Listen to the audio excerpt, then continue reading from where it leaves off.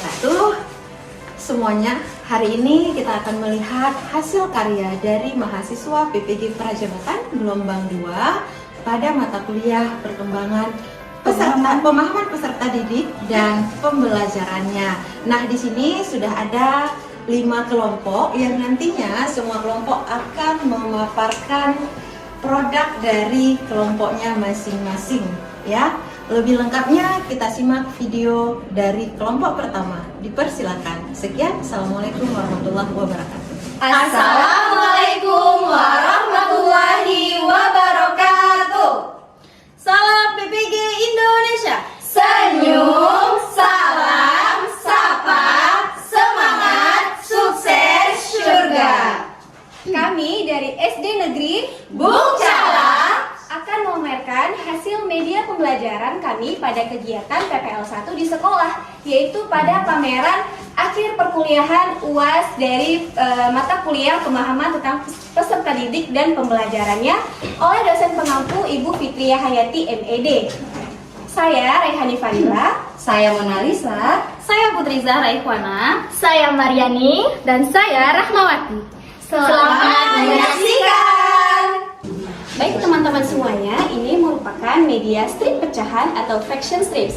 Ini merupakan media yang digunakan pada kelas 2 pada tema 7, subtema 1, pembelajaran 1 pada materi mengenal pecahan. Fraction strips ini dapat digunakan karena dapat memudahkan saya sebagai seorang guru dalam mengajarkan konsep pecahan kepada peserta didik. Dan peserta didik juga terbantu dalam proses pembelajaran karena alat peraga ini dapat dipegang, dapat dipindah-pindahkan, dan dapat dibongkar pasang, sehingga peserta didik senang dalam pembelajaran karena dapat belajar sambil bermain.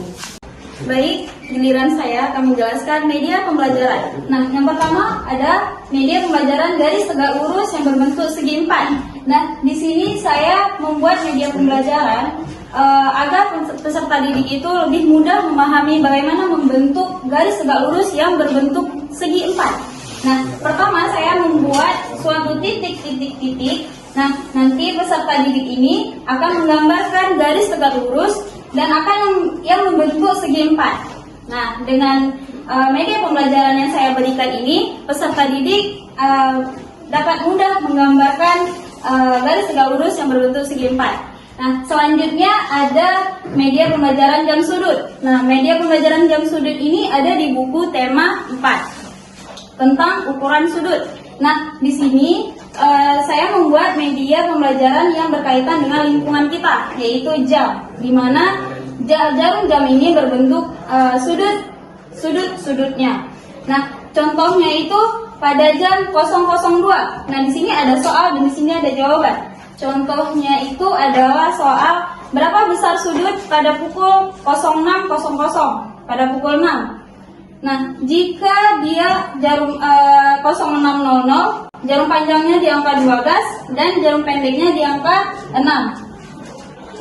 Dia akan berbentuk sudut 180 derajat. Nah, setelah itu juga ada saya menggunakan media membentuk sudut siku-siku macam-macamnya.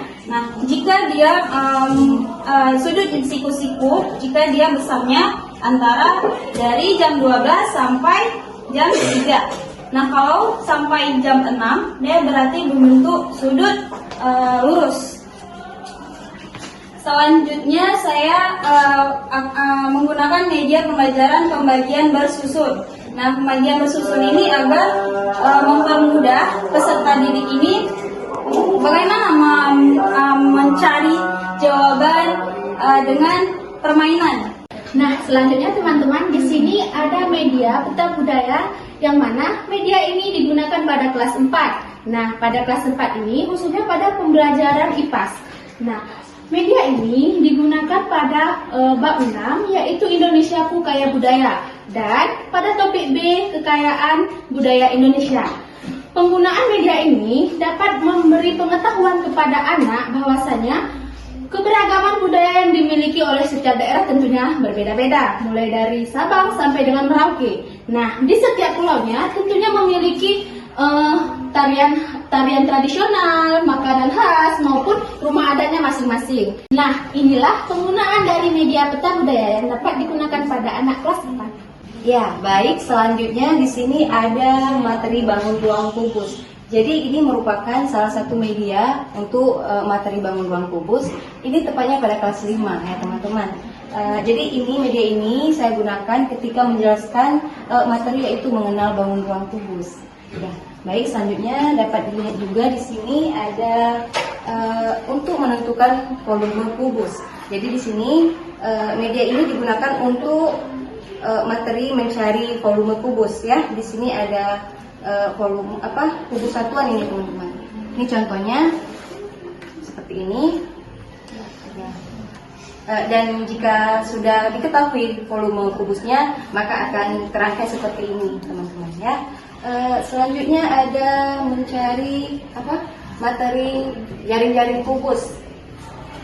Jadi ini yang digunakan. Jadi media ini saya gunakan ketika siklus ketiga ya. Ini bisa bisa dibongkar pasang medianya. Ya.